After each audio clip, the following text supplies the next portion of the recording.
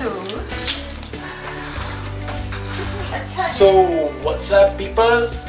It's Ayush from Ayush Vlog. We are at Mcleodganj and that's how our hotel room looks.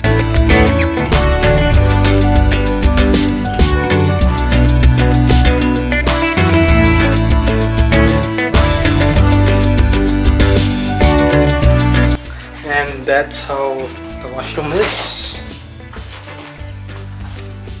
Okay.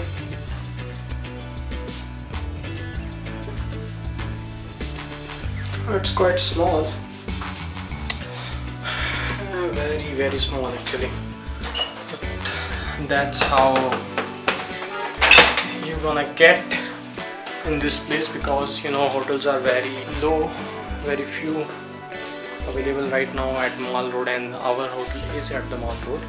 Okay, so now we will be touring in Mcleodganj for 2 days and I'm going to cover as many places as I can. Today we arrived very late, so we were not able to capture many things. So from tomorrow on we will try to capture, you know, surroundings, places around here, and I will try to make a nice vlog about all of that. And I hope you will enjoy it. So till then,